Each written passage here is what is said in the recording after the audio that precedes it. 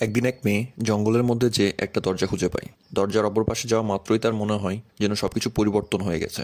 কিছুক্ষণ পরেই সে বুঝতে পারে সে তার আর নিজের দুনিয়ায় নেই, অন্য এক দুনিয়ায় চলে এসেছে। সেই পৃথিবীতে যাওয়ার পরেও সে আরও দরজা খুঁজে পায়। সে কি ফিরতে পারবে তার নিজের পৃথিবীতে? কি কি হতে চলেছে তার সাথে? আজকে আমরা যে মুভিটার এক্সপ্লেনেশন করতে চলেছি সেটার নাম প্যারালাল। এই মুভিটা মেইনলি প্যারালাল ইউনিভার্স নিয়ে। তাহলে চলুন ভিডিওটি শুরু করা যাক। আর আপনারা যদি আমাদের চ্যানেলে সাবস্ক্রাইব না করে থাকেন তাহলে এখনই সাবস্ক্রাইব করে আসুন। মুভি শুরু হয় ভেনেসা নামের একটি মেয়েকে দেখিয়ে। মুভির মেইন ক্যারেক্টার ভেনেসা। মুভির শুরুতেই দেখা যায় মেয়েটি জানালা দিয়ে বাইরে তাকিয়ে আছে। সে এক গভীর চিন্তায় মগ্ন। হঠাৎই তার জানালার সাথে একটা পাখি এসে ধাক্কা খায় আর নিচে পড়ে পাখিটি মারা যায়। এরপরে দেখা যায় ভেনেসা আর তার স্বামী নিচে মৃত পাখিটার সামনে দাঁড়িয়ে আছে। ভেনেসার স্বামীর নাম অ্যালেক্স। অ্যালেক্স বলে তার মা বলতো মৃত পাখির মানে হলো একটা জীবন যাওয়া আর আরেকটা নতুন জীবনের তৈরি হওয়া। সে সময় সে ভেনেসার হাত ধরার চেষ্টা করে, কিন্তু ভেনেসা তার হাত না ধরে সেখান থেকে চলে যায়। এর মানে হলো সে হয়তো অনেক রাগে আছে অথবা অনেক কষ্টে আছে। তাদের বাসা ছিল একটা জঙ্গলের পাশেই। অ্যালেক্স ছিল একটা ম্যাথ টিচার, আর এখন অ্যালেক্সের ভাই অ্যাডুইনো তাদের সাথেই থাকে। তো এখন হয়েছে কি, 1 বছর আগে একটা কার অ্যাক্সিডেন্টে অ্যালেক্স আর ভেনেসা তাদের ছেলেকে হারায়, যার নাম অবি ছিল। সেদিন গাড়ি চালাচ্ছিল ভেনেসা, এই জন্য সে তার ছেলের মৃত্যুর জন্য সবসময় নিজেকেই দায়ী করে। এই জন্যই সে সবসময় মনমরা থাকে আর কষ্টে থাকে। সময়ের সাথে সাথে অ্যালেক্সও নিজেকে মানিয়ে নিয়েছে। ধীরে ধীরে সে ভুলে যাওয়ার চেষ্টা করেছে তার কষ্টগুলোকে, তার ছেলের সকল স্মৃতিকে। অ্যালেক্স চাচ্ছিল ভেনেসাও ঠিক হয়ে যাক, কিন্তু ভেনেসা কোনোভাবে নিজেকে মানিয়ে নিতে পারছিল না এই পরিস্থিতি থেকে। কিন্তু ভেনেসার ব্যবহারে, মন মানসিকতায় কোনো পরিবর্তনই আসেনি এখনো। ভেনেসা সবসময় একা আর চুপ থাকতো, কারোর সাথে কথাই বলতো না। এরপর একটা সিনে দেখা যায় ভেনেসা তার মৃত ছেলের রুমে যায়, যে একটা বক্স রেখে আসে। এর কিছুদিন পরেই তারা তিনজন একসাথে কথা বলছিল। ঠিক সে সময় ভেনেসা বলে যে সে হাইকিংয়ে যেতে চাই বনের মধ্যে। অ্যালেক্স কথাটা শোনার প্রথমে খুশি হয়েছিল, কারণ সেও চাচ্ছিল যে ভেনেসা ধীরে ধীরে ঠিক হয়ে যাক। তখন এডুইন তাদের বাসার পাশের জঙ্গল সম্পর্কে কিছু কথা বলে। এই জঙ্গলে নাকি অনেক আজব আজব ঘটনা ঘটতে থাকে। আসলে এখানে একটা প্রাইভেট কোম্পানি কোনো একটা প্রজেক্টের উপরে কাজ করছিল, কিন্তু তাদের সাথে আজব আজব ঘটনা ঘটার কারণে তারা তাদের প্রজেক্ট বন্ধ করে দিয়ে সমস্ত কোম্পানি নিয়ে সেখান থেকে চলে গেছে। সে আরও শুনেছে যে সেই জঙ্গলের মধ্যে নাকি মানুষ হঠাৎ করেই গায়েব হয়ে যায় আর ফিরে আসতে পারে না। অ্যালেক্সের এগুলো কথা শুনে একদমই ভালো লাগে না, তার কাছে সবকিছু আজগুবি কথা মনে হয়। কারণ হলো অ্যালেক্সের বাবাও কিছুদিন আগে এরকম আজগুবি কথা বলতো। তার একটা জার্নালও আছে এই জঙ্গলের উপরে। মানুষ তাকে পাগল ভাবতো এবং অ্যালেক্স নিজেও তাকে পছন্দ করতো না তার এরকম আজগুবি কথার জন্য। অ্যাডুইনের ধারণা মতে তার সেই জার্নাল জঙ্গলের মধ্যে কোথাও হারিয়ে গেছে, যে জার্নালের মধ্যে এই জঙ্গলের ব্যাপারে অনেক তথ্য আছে। অ্যালেক্স এডুইনকে বলে তুমিও ঠিক তার মতনই কথা বলছো, সব আজগুবি কথা। কিন্তু এডুইনের এই কথাগুলোর উপরে কিছুটা হলেও বিশ্বাস ছিল। ভেনেসা জঙ্গলে যাওয়ার সময় অ্যালেক্স তাকে বন্দুক আর ওয়াকি টকি দিয়ে দেয়, কারণ এই জঙ্গলে ভাল্লুক থাকে। জঙ্গলে যাওয়ার সময় অ্যালেক্সের সাথে ভেনেসার কিছুটা ঝগড়াও হয়, কারণ অ্যালেক্সের ভাই এডুইন ভুলে তাদের ছেলের নাম নিয়ে নেয়। আসলে ভেনেসা চেয়েছিল তাদের ছেলের নাম তারা কখনোই আর নিবে না। এরপরই জঙ্গলে যাওয়ার পর ভেনেসার সাথে আজব আজব ঘটনা ঘটতে শুরু করে। প্রথমেই তার উপরে কেউ একজন গুলি চালায়। নিজেকে বাঁচানোর জন্য কোনো মতো সে একটা গাছের পিছে লুকায়। যেদিক থেকে তার উপরে গুলি চালানো হয়েছিল সে সেদিকে তার বন্দুক দিয়ে এম করে। সে তাকিয়েই ভেবাচাকা খেয়ে যায় আর হয়রান হয়ে যায়। আসলে তার উপরে যে গুলি চালিয়েছিল সে আর কেউ নয়, সে হচ্ছে সে নিজেই। অর্থাৎ ভেনেসার আরও একটা রূপ তার নিজের উপরেই গুলি চালিয়েছে। যেহেতু তার ছেলের মৃত্যুর পর সে মানসিকভাবে কিছুটা দুর্বল হয়ে পড়েছে, তাই সে ভাবে সে হয়তো ভুল দেখছে। তারপরও সে অনেক ভয় পেয়ে যায়। এদিকে অ্যালেক্স আর এডুইন দুইজনেরই অনেক চিন্তা হতে থাকে, কারণ অনেক সময় হয়ে গেছিল। ঠিক সেই সময় ভেনেসা বাসার দিকে চলে আসতে থাকে, যে অনেক ভয় পেয়েছিল। তাকে জিজ্ঞেস করলে সে বলে সে একটা ভাল্লুক দেখেছিল, তাই সে ভয় পেয়ে চলে এসেছে। কিন্তু অ্যালেক্সের সন্দেহ হয় নিশ্চয়ই সেখানে কিছু উল্টাপাল্টা হয়েছে। সে ভেনেসাকে জিজ্ঞেস করে কোনো বাজে কিছু হয়েছে কিনা। ভেনেসা তাকে বলে না, তেমন কিছুই হয় নাই। ঘর থেকে বাইরে বেরিয়ে এসে অ্যালেক্স এডুইনকে বলে এমন একটা দিনও নাই যে তার ছেলের কথা মনে করে না। সে অনেক কষ্টের মধ্যে আছে। সে তার ছেলেকে হারিয়েছে, এখন সে তার স্ত্রীকে হারাতে চায় না। সে সময় তার ভাই এডুইন তাকে কিছুটা সান্ত্বনা দেয়, যদি এতটা কষ্টের মধ্যে সান্ত্বনা আসলেই কাজ করে না। সেদিন সন্ধ্যায় অ্যালেক্স আর এডুইন খাবার খাচ্ছিল, সেই সময় সেই জায়গায় ভেনেসা যায়। কথায় কথায় আবারও তাদের ছেলের কথা চলে আসে। ভেনেসা আবারও রেগে যায় আর সেখান থেকে উঠে চলে যায়। ঠিক সেই সময় এডুইনের ডান হাত কিছুটা জখম হয়ে যায়। আর ঠিক সেই সময় এডুইন তার ছোটবেলার একটা কাহিনী শোনায়। ছোটবেলায় সে একদিন পানির মধ্যে পড়ে গেছিল, আর তখন তার বাবা তাকে বাঁচায়। আর এরপর তার সমস্ত জীবনই পরিবর্তন হয়ে গেছে। সে তারপরে কখনোই কোনোদিন মদকে হাতও লাগায়নি, কোনোদিন কোনো নেশা পানিও করেনি। সেই দিন মাঝরাতে হঠাৎ ভেনেসার পিপাসা লাগে, সে নিচে আসে পানি খেতে। ঠিক সেই সময় দেখে যে এডউইন একটা গ্লাসে কিছুটা মদ ঢালছে। সে জিজ্ঞেস করে সন্ধ্যার সময় যে তুমি আমাকে এতগুলো কথা বললা, তার কি কোনো মানেই নাই?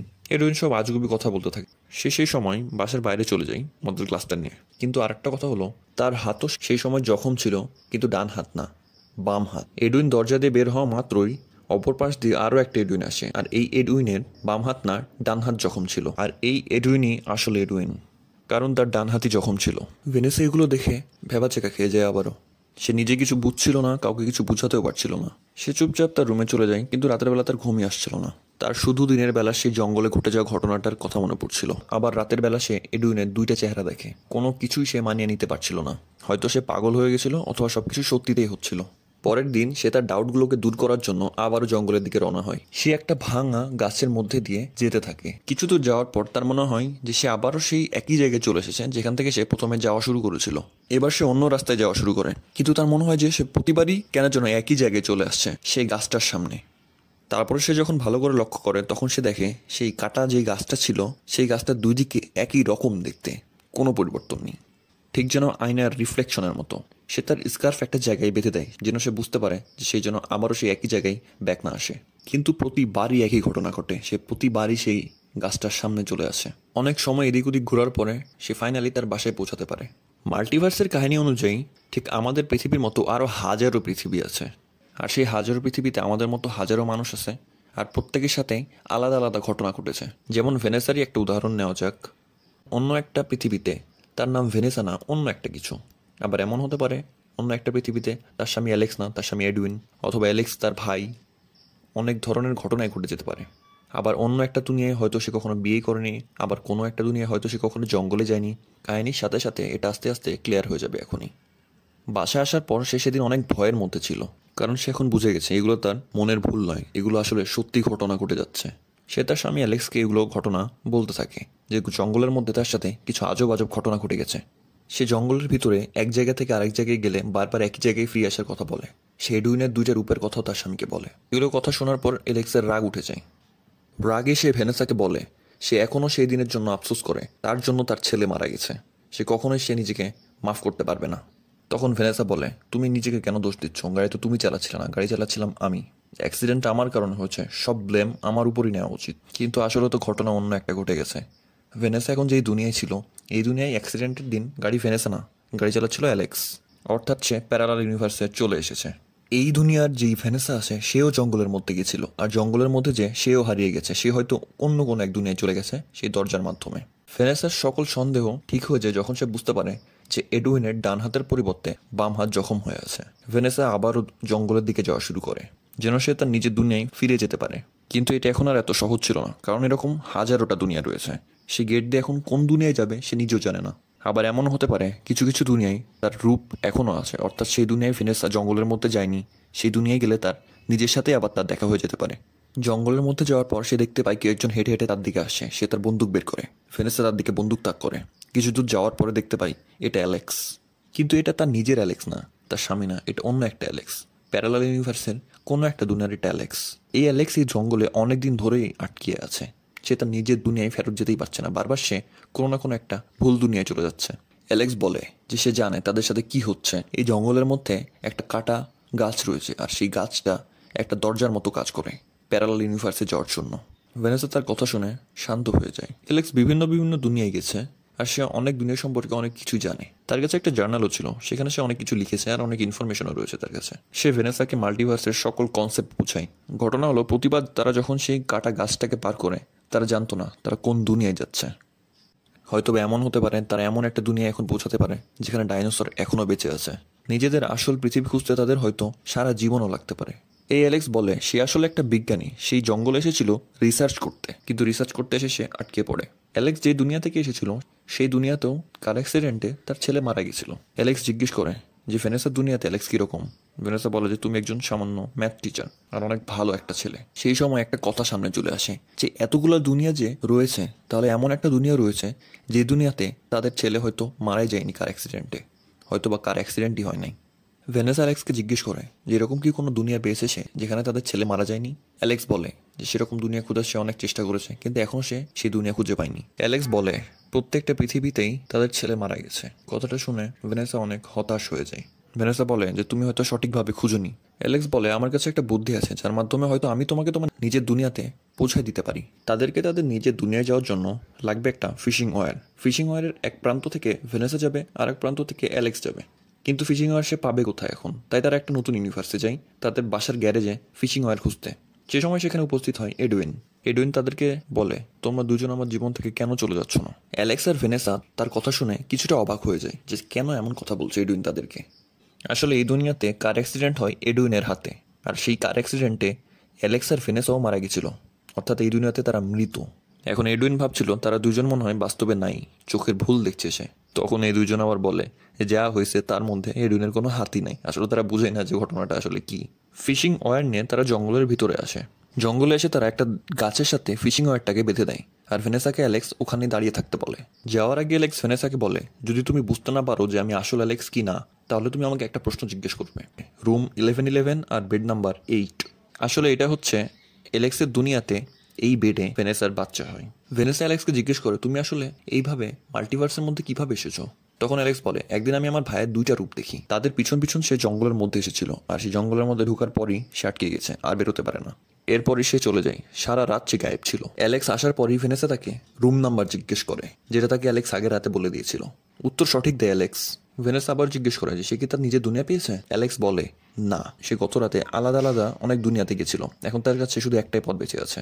সে বর্তমানে, অর্থাৎ তারা বর্তমানে যে দুনিয়াতে রয়েছে সেই পৃথিবীটাকে তারা তাদের স্টার্টিং পয়েন্ট বানিয়ে নিতে পারে, আর এই পৃথিবী থেকে সেই দরজা দিয়ে আরও দুনিয়াতে যে সেই পৃথিবীগুলোকে, তাদের নিজেদের পৃথিবীকে খুঁজবে। এতে তাদের খুঁজে পাওয়াটা একটু সহজ হবে। ভেনেসা জিজ্ঞেস করে এরপরে কি? তখন অ্যালেক্স বলে, এরপরে আর কি, আমি সেই দরজাটাকেই উড়িয়ে দিব ডিনামাইট দিয়ে। ভেনেসা বলে, আমি সেই দুনিয়াতে যেতে চাই যে দুনিয়াতে আমার স্বামী আছে। আমি এখন বুঝে গেছি যে প্রতিটা পৃথিবীতেই আমার ছেলে মারা যাবে। সেদিন সন্ধ্যায় অ্যালেক্স সেখান থেকে চলে যায়। সে অন্য একটা পৃথিবীতে যেয়ে সেই পৃথিবী অ্যালেক্সকে মেরে ফেলতে চাই, আর সেইখানে সে অ্যালেক্স হিসেবে থাকতে চাই। ভেনেসাও তখন তার নিজের পৃথিবী খোঁজার জন্য বেরিয়ে পড়ে সেই দরজা দিয়ে। সে ভেবেছিল সে হয়তো এই অ্যালেক্সের পিছন পিছনই যেতে থাকছে, কিন্তু সে তার বাসায় যাওয়ার পর অ্যালেক্সকে সেই প্রশ্নটাই জিজ্ঞেস করে।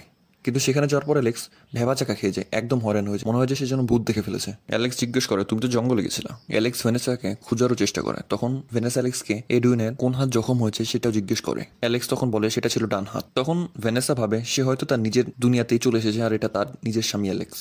কিন্তু একটা সমস্যা আছে, অ্যালেক্সের কোনো কিছু ঠিক লাগছিল না। ভেনেসা অ্যালেক্সকে বলার চেষ্টা করে যে সে কোথায় গেছিল আর তার সাথে কি কি হয়েছে। ঠিক তখন অ্যালেক্স তাকে বেহুশ করে দেয়। জ্ঞান ফেরার পরে ভেনেসা দেখতে পায় সে গ্যারেজের মধ্যে বাধা অবস্থায় রয়েছে। অ্যালেক্স অনেক ভয় পেয়েছিল, অ্যালেক্স চাচ্ছিল ভেনেসাকে মেরে ফেলতে, কিন্তু এডুইন তাকে থামায়।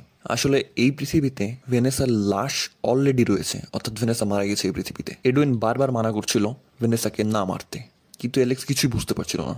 সে ভাবছিল এটা হয়তো তার অন্য কোনো রূপ, কারণ ভেনেসা জঙ্গল থেকে অনেক জখম অবস্থায় এসেছিল, রক্তারক্তি ছিল তার, আর শেষে ভেনেসা বাসায় এসে মারা গেছে। কিন্তু এমনটা কিভাবে হতে পারে? একটা মানুষেরই 2টা রূপ। অ্যালেক্স যেন ভেনেসাকে না মারে, এই জন্য এডুইনের সাথে অ্যালেক্সের অনেক মারামারিও হয়, আর এই মারামারিতে অ্যালেক্স মারা যায়। এডুইন ভেনেসাকে মারে না, সে তাকে মুক্ত করে দেয়। আর ভেনেসা যখন সেই জায়গা ত্যাগ করছিল তখন এডুইন নিজেকেই গুলি করে মেরে ফেলে। ভেনেসা আবার জঙ্গলের ভিতরে চলে যায়। আসলে এখন যে দুনিয়া থেকে ফিরে আসছিল ভেনেসা, সেই দুনিয়াতে অ্যালেক্স তার আসল স্বামী ছিল, অর্থাৎ তার আসল স্বামী মারা গেছে, এডুইনও মারা গেছে, অর্থাৎ তার নিজের দুনিয়াতে আর কোনো কিছুই বেঁচে নেই, সব শেষ।